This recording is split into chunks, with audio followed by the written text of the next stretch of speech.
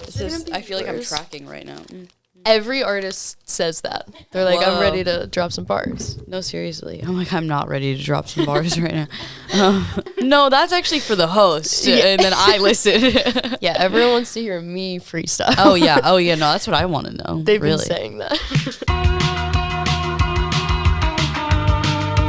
Hi, this is Once to Watch Chef's Choice. I'm Abby Kenna, and today I'm joined by Isabel LaRosa. Hello. How you doing? I'm so good. How are you? I'm good. I have to mention your glitter eyeshadow is so good. Oh my gosh, thank you. I was like running through it this morning, so I was like, anywhere it goes, that's where it's gonna be, you know, really. They're like the messy but on purpose exactly thing. Yeah. It's like, it wasn't fully on purpose, but like, it's there, you know.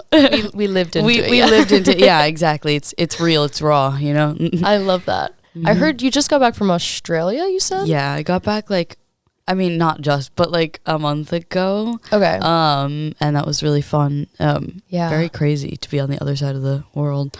I bet. That, I was going to say, like, the jet lag transition from that must... Oh, yeah. That probably takes, like, a good week. Yeah, no, it does. I was, like, passing out at, like, 6 p.m. and would wake up, like, sweating, and I'd be like, where am I right now? Am I in Australia? I'd be like, I don't know where I am. Why am I in Los Angeles? I should be in a hotel in Australia. Right. You know, but I'm finally back. That's back exciting. Into a good schedule. Yeah, so you were there playing shows, and you're about to embark on tour. Yes. That's wild. It's fun. I feel like I never stop. I feel like there's maybe at most a month that I have in between tours, and then I'm back on tour again, which is so fun, but it's been nice to like be home a little bit and, you know, not live out of a suitcase. It's so nice to have access to all your clothes. I hadn't experienced that for so long, and I was like, wow, this is great. I love this. To be a forced outfit repeater for a month. Yeah, no, seriously. I'm like, no laundry, just vibes. Oh my gosh. Oh, I didn't even think about that. Yeah, I don't know. I usually bring enough stuff that I can kind of like rewear until like, you know, but I don't think I don't know. How do you just leave your laundry there in a hotel, or do you just wait with it? Like, I don't know. I honestly don't know. I don't know think I've ever crossed that bridge. Same. I don't really want to have to figure out. Right. But I think I will at some point. Eventually you're going to run out. 2 suitcases, like, we need to figure it out anyways. These are the logistics. These are the logistics that I think of. It's something. Yeah, this is actually the tour management podcast. Yeah, so seriously, I'm actually a tour manager. I would be the worst tour manager ever. Like, please don't ever trust me to get anywhere on time ever. So that's why you have the team. Yeah, it exactly. Works out. That's why someone else does it. Exactly. But well, thanks for being here for our little taste-making talk show. Thank you for having me. Yeah, we're going to go through a 3-course meal of your music. And to start, I would love to know, if listeners had never heard your music before, where would you tell them to start? That's interesting. I feel like a good starting one is I'm Yours, because I feel like it's like not so crazy. Like, I don't know, it's just a good in-between line. Like, I feel like it's a good representation of my music and my vibe, but it's like not too deep in the like Isabel LaRosa vibe.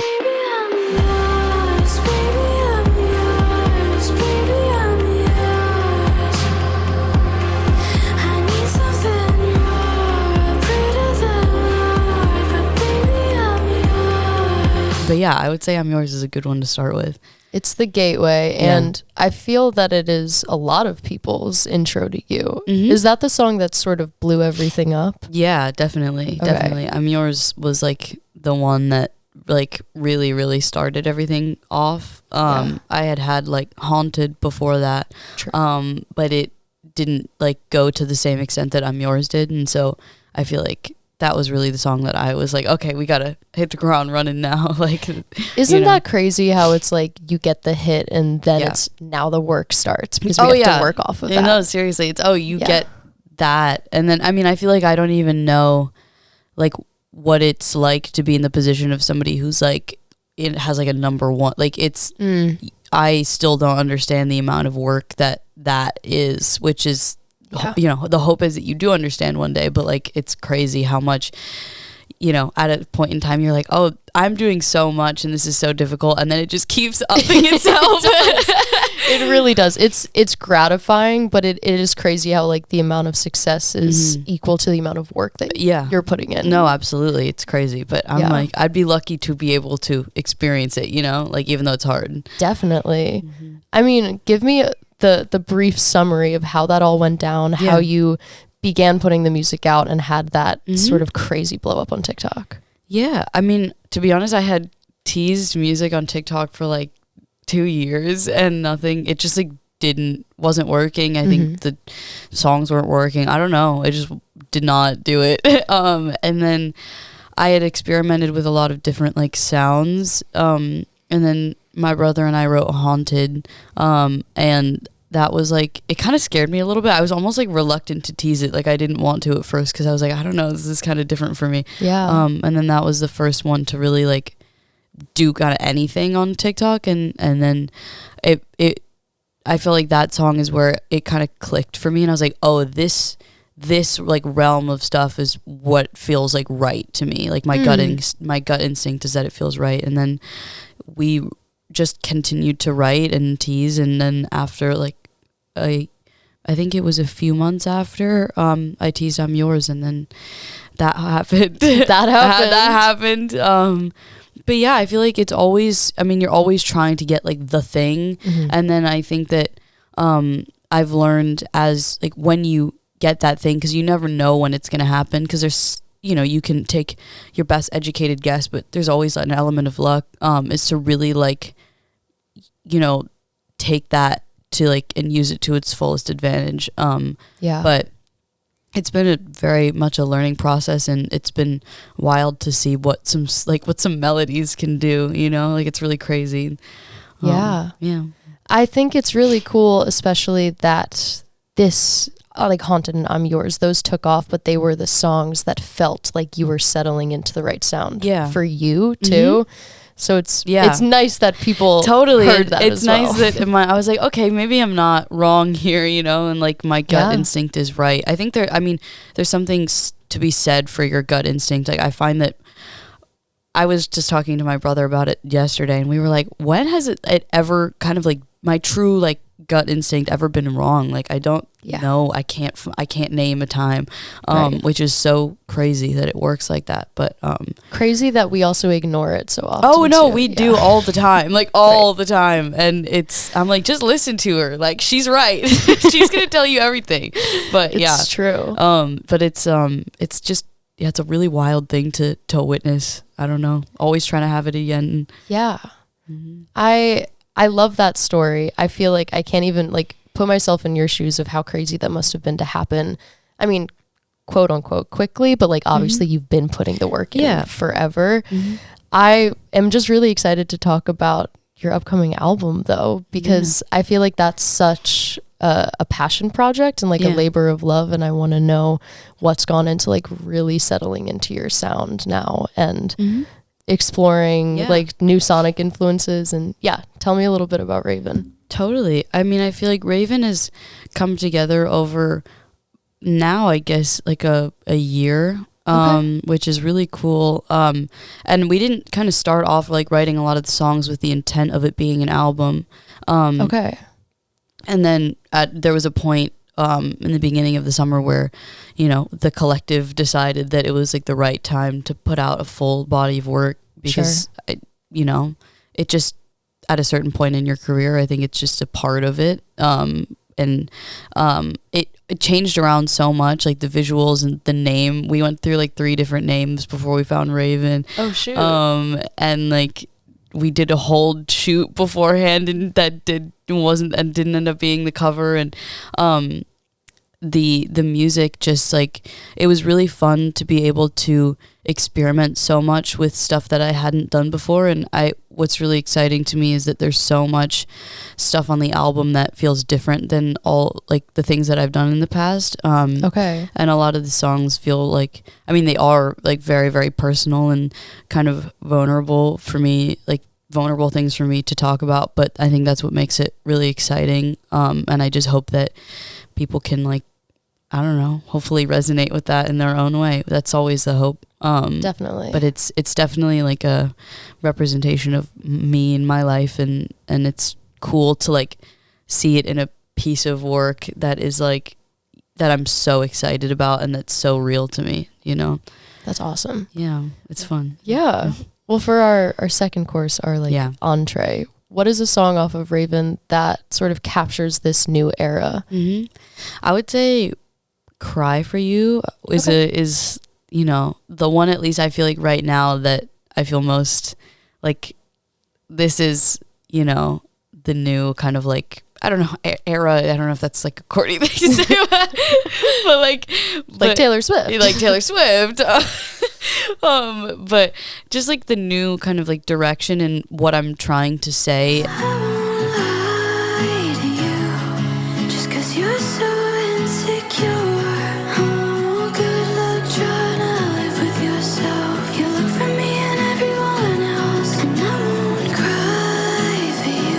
What I really like about Cry for You is the fact that it feels very like not scared. And I feel like that's something I'm really trying to lean into. And it's just like sound wise is so fun to me. It was a very cathartic song to write, you know? Yeah. Tell me what that one is kind of about. I mean, what are you trying to say with that? Yeah. I mean, Cry for You, I think for at least I wrote it from a place of like being in a situation for the past couple of years where like I felt very belittled by somebody and I felt like I couldn't express like all of this anger and like all of these emotions and like they just like I just like suppressed them for so long that it was almost like they didn't exist anymore. And then once I got out of that, like everything came back up again. And I was like, I hadn't felt this for like the past couple years. Like this is crazy. And I think that,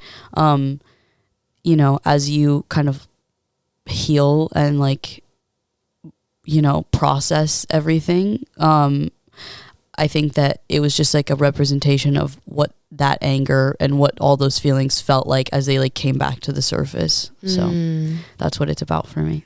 That's a great one to sort of lead us into the album. Yeah. Especially you're saying that it's unafraid. I think that's a great stance to take at the beginning of it. Yeah. I'd also love to hear about the new sound you're sort of going in. I know that there's a lot of different sounds happening on the album, but I guess specifically with Cry for You. Yeah, I feel like Cry for You is fun because it feels like not more up the middle, but it's like a different sound for me than I feel like it's just written slightly differently than my stuff has been in the past. I feel like it has like a wordier chorus, which I really like. And I feel like it keeps like, what I like is it keeps it in the like alternative kind of soundscape, but also brings more of an element of like a different style of pop writing to it, which I think is really fun. We wrote it with DeLacy and Monsters and Strangers, and they're all incredible. And obviously Thomas and I. But it's been really cool to like just explore a different side of writing, you know. I would say that's like a overview. No, that's cool. I'm always curious when people work in like a duo collaboration, because you and your brother work on everything together. Yeah. Do you guys have similar like influences or like bands you listen to? Totally. Yeah. Okay. I feel like we very much share like a similar music taste. I think what's nice about working with Thomas is that I think I tend to stray a little weirder, and then Thomas tends to stray a little bit more up the middle, which like we both like share a very similar music taste and like, you know, style, but like I think I can bring some of like a little bit more of the oddness, and then Thomas can help kind of rein me in when I need to be. And so it's a good like duo to have. But I mean, he's incredible. Tom's like the best writer I know, so obviously. Oh my God, yeah. Every single song, I feel like you can start anywhere in them and there's like a pop hook. Yeah. You're right, it does lean like alternative and darker, but that catchiness. It's all pop songs though. Everything's a pop song. Everything's a pop song. I'm a pop girl at my heart, at my core. Yes. And so like even though like I am in an alternative soundscape, like that is because that's what I love. But like if you listen to these songs, they're all just pop songs. If you play them on acoustic guitar, like literally. They're all pop, which is what's fun to me. Everything's pop. Everything's pop. We need to stop fighting it. We need to stop fighting it. Everyone who thinks they're above it, like, come on, guys.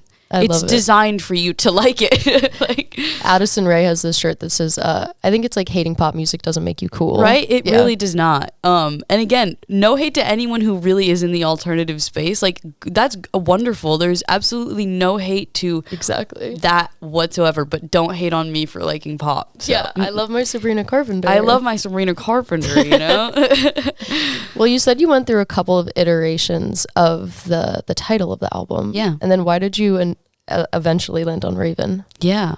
It's so, I just remembered, I'm looking over at Molly. The first, the first two were so different. The first one was Promising Young Woman. Okay. Which is really cool. I still really love that title. Yeah. The second one was Please Leave the Light On. Didn't make it. And then third one is Raven. Okay. Those are very different. Very different. Yeah, they're very different. We went through like a good amount of like different concepts for the album because I think before I landed on Raven, like I was kind of unsure of like what I wanted to say with it. Okay. But when I found Raven, I was like, why didn't I just do this the whole time? Like it was so obvious. I think I saw it more in hindsight, but if you read through it, it's almost like starting in the album is like the highs of a relationship, and then at the end of it like kind of like progresses to being like the lowest of the lows. And so I think that almost is what I was experiencing, and it's interesting that like we ended up writing it in a way that felt like that. So I think that like there wasn't one particular theme that like stood out to me as like this is it for the album, but like a lot of different, it was just like I was going through many ups and downs and like experiencing so many different emotions at the same time, and I feel like the album is kind of representative of like that, like, you know, what just like the I don't know how to like, not turmoil, but like I guess turmoil of what I was going through. Okay, cool. Yeah.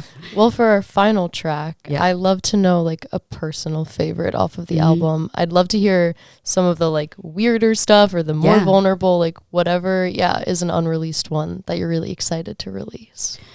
I would say my favorite is probably Burning. I think it's the ending of the album, and it's just really, really special to me. The lyrics are like very important to me. And I think it's like, again, what we were talking about in Cry For You, like what's been so cool about writing these songs recently is that I feel like I'm able to say all these things that I've wanted to say for so long, but I haven't been able to. And so Burning is very like,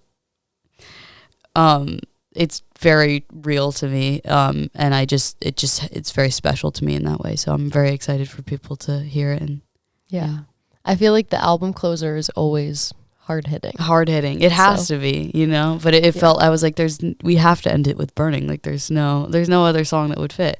But I'm very excited about that one. Okay. I'm stoked. Yeah. I don't know if it's like a sweet, it's like you saying like dessert. Like it's not sweet. She's sad, but she's sad, but but that's fine, you know. No, we get the spectrum of emotions. Yeah, the album. Yeah. Exactly. And then we just restart. And then you can go back to beginning. You know, literally, it's fun and cool and sexy, and then we get sad. Right. The circle of life. The circle of life. Fun, cool, sexy, and then sad. Yeah, right. Great. Yeah. Well, I have 3 final questions for you. My first one is, if your music was a candle, what would it smell like? Wait, this is so interesting. I've never even thought about this before in my life. Wait. Score. A score. A candle. What would it smell like? Probably like, you know, this wouldn't be like necessarily like the best smelling candle, but like I would say, you know how like an antique store smells like the old wood? Like I would say that, and like I always smell like vanilla, so I'd say like the combination. I don't know if that's like a good combo, but like at least it's representative of me, I guess. I like it.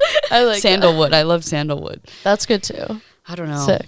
No, I like it. I like when they're sort of like not they don't make sense. Yeah. But like that's okay. It doesn't have to. Doesn't have to. My second question is, what's your favorite sound right now? But not like a music sound, like a life sound.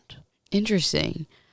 Life sound. I've been opening my window like and I just leave it open all the time because I need air in my apartment. And just like waking up, just like the sound of birds in the morning is just so like, it reminds me of being home. And so like that has been, I've been like, it's very grounding to wake up and hear that, you know. I love that. I've been liking that a lot. That's, okay. I don't know, peaceful vibes. Yeah. In a lot of the chaos that's going on. Well, my very final question is who your ones to watch are. So who are you listening to that we should be hip on? I'm so excited about so many people. Honestly, I feel like I was just saying this the other day, but like there's so many cool artists right now coming up, and it's like so cool. I would say obviously Jessie Murph, she's incredible. Julia Wolf is very, very cool. There are so many. Wait, Molly, I have to look at my Spotify. Adela is so cool. I mean, Nessa Barrett, obviously, always. I mean, there's so many. Those are all great. Wait, I know. Like, I want to say everyone. Wait, Wisp. She's so cool. I mean, I feel like all the girls are the pop girls run everything right now. We have taken fully over. Thank God. Yeah. Thank God. It's it's time. Yeah, I would say I mean Ella Langley, she's in like the country world, but I just love her. Yeah, there's so many. Those are great. Alessi Rose. Oh, amazing. Yes. Yeah. Okay. All the girls. I love it. Awesome. Well, thank you so much for coming in. Yeah, thank you so much for having me. This has been so much fun. I've been asked questions I've never thought about before in my life. That makes me feel so good. Thank you. Good job. Yes. Now it's time for your interview. No, awesome. Well, good luck on tour and with the album. I'm really excited. Thank you so much. Yay. Cool. Once again, this is Ones to Watch Chef's Choice. I'm Abby, and this is Isabel LaRosa. Yay, listen to Raven. Yay.